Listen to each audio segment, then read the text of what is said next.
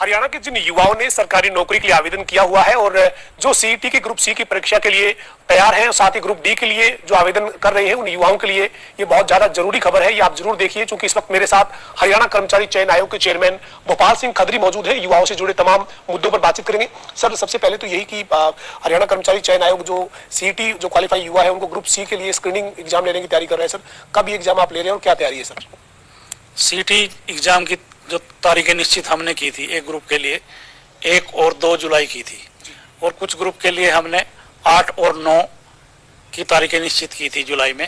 कुछ ग्रुप के लिए हमने 15 और 16 तारीखें जुलाई की ही निश्चित की थी, मगर हम ये डेट जो है पोस्टपोन कर रहे हैं आज।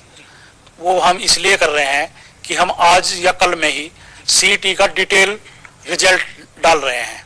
पहले हमने जो सीईटी का रिजल्ट डाला था वो हमने पब्लिक डोमेन में नहीं डाला था, और हमने कैंडिडेट को बताया था कि आप अपना लॉगिन आईडी पे जाके सिर्फ आप अपना रिजल्ट देख सकते हैं।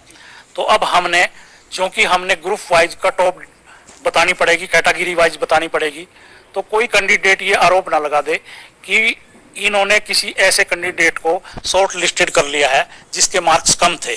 तो इस आरोप से बचने के लिए आयोग ने ये निर्णय लिया है आज ही कि हम जो एग्जाम की तारीखें हैं उनको पीछे ले जा रहे हैं, पोस्टपोन कर रहे हैं। डिटेल रिजल्ट हम डाल रहे हैं आज, और कट ऑफ बताने के बाद ही हम जो है अगली परीक्षाओं की घोषणा करेंगे।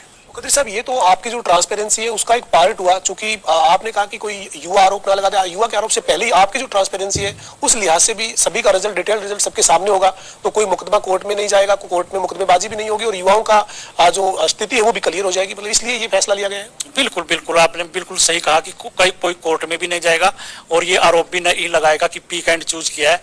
अब पब्लिक डोमेन में सारा रिजल्ट जानने से एक दूसरे का भी रिजल्ट पता होगा, और इसके साथ साथ हम उस रिजल्ट में सोशो इकोनॉमिक के नंबर जो कैंडिडेट ने क्लेम किए हैं वो भी बता रहे हैं सबको। तो कैंडिडेट को ये पता लग जाए कि दूसरे व्यक्ति ने झूठ बोल के सोशो इकोनॉमिक नंबर लिए हैं, या उसी को ये लगे कि मेरे ये नंबर जुड़ के आ रहे हैं जो मैंने फॉरगो कर लिए थे या विड्रॉल कर लिए थे। उस स्थिति में भी उसको मौका देंगे कि कल उसके ऊपर FIR दर्ज ना हो फॉल्स इन्फॉर्मेशन की, या हम उसको सिलेक्शन करने के बाद बाहर ना करें, ऐसी स्थिति ना हो। तो हम सब कुछ आज पब्लिक डोमेन में आज या कल में डालने जा रहे हैं। सर, आपने जो 1-2 जुलाई को, फिर 8-9 जुलाई को, 15-16 जुलाई को जो अलग अलग चरण में आपने कैटेगरी के हिसाब से एग्जाम लेने की तैयारी की थी, अब आप इसको पोस्टपोन करें क्योंकि आप पूरा डिटेल रिजल्ट जो है वो डालने जा रहे हैं। तो इसके बाद सर फिर प्रोसेस कितना और ज्यादा लंबा हो जाएगा? मतलब कितने दिनों बाद आप ये परीक्षा ले पाएंगे? मतलब टेंटेटिव क्या उम्मीद करते हैं सर?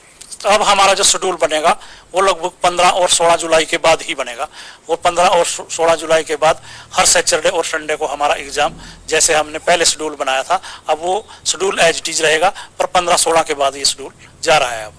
सर, इसके साथ ही जो आपने एक फार्मूला बनाया है ग्रुप सी के लिए स्क्रीनिंग के लिए कि जो कुल अभ्यर्थी है उनका आप जो मेरिट में जो टॉपर है यानी 4x4 है उनको आप बुला रहे हैं, लेकिन इस मामले में विपक्ष भी राजनीतिक तौर पर भी सरकार को घेर रहा है, कर्मचारी चयन आयोग पर सवाल खड़े कर रहा है कि ये क्या फार्मूला है कि आप सिर्फ 4 गुना को बुला रहे हो? जब 3.5 लाख लोगों ने परीक्षा पास की है तो फिर आप उनको सबको मौका क्यों नहीं दे रहे हो?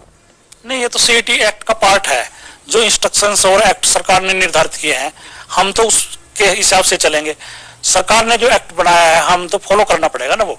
तो अगर ये कोई मुद्दा है या ये सरकार के लेवल पे निर्णय होना है कि 4 गुना होने चाहिए, 10 गुना होने चाहिए, 12 गुना होने चाहिए, या सब एलिजिबल कैंडिडेट जो है वो सब को मौका मिले, ये सरकार के लेवल पे निर्णय लेने हैं। कोर्ट ने भी इसके ऊपर मोहर लगा दी। कोर्ट में जब कुछ अभ्यर्थी गए थे तो सरकार के इस एक्ट पे कोर्ट ने ये कहा कि जो सरकार का फैसला है और जो कर्मचारी चयन आयोग ने इंप्लीमेंट किया है वो ठीक है। मतलब कोर्ट का कोई एतराज, ऑब्जेक्शन तो नहीं आया इसके ऊपर? नहीं, कोई कोर्ट एक्ट को नहीं प्रभावित कर सकती। उन्होंने कहा कि ये कानून बनाया है अब सरकार ने, और कैसे शॉर्ट लिस्टेड करना है ये सरकार को और HSSC को देखना है, तो हम इसमें इंटरफेयर नहीं करेंगे। इसके साथ ही सर ग्रुप डी के लिए भी आज आपने एक बड़ा फैसला लिया है, और जो युवा अभी तक आवेदन किसी भी कारण से नहीं कर पाए थे उनको एक बार फिर से मौका दिया गया है।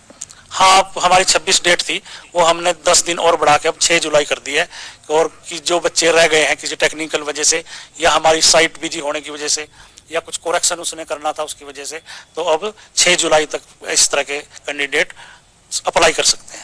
ग्रुप डी के जो अभ्यर्थी है वो अब 6 जुलाई तक आवेदन कर सकते हैं, 10 तारीख तक वो फीस सबमिट कर सकते हैं, लेकिन ग्रुप डी का जो सीईटी है सर वो कब तक लिए जाने की उम्मीद करें? मतलब तैयारी जो कर रहे हैं उनको एक आपके माध्यम से बात जाएगी तो एक अवसर मिलेगा कि इतना समय है उनके पास तैयारी करने के लिए। सीईटी का एग्जाम NTA ने लेना है, और हमने एनटीए को मेल करके टेलीफोनिकली भी और लेटर लिख के भी ये कहा है कि हम सितंबर माह में डी ग्रुप का एग्जाम लेना चाहते हैं, आप डेट निश्चित करके हमारे बताएं ताकि हम कैंडिडेट को बताएं कि वो उस हिसाब से अपनी तैयारी करें। तो एनटीए को फैसला करना है कि सितंबर की कौन सी तारीखों में वो एग्जाम ले रहे हैं। सर, आप जो ग्रुप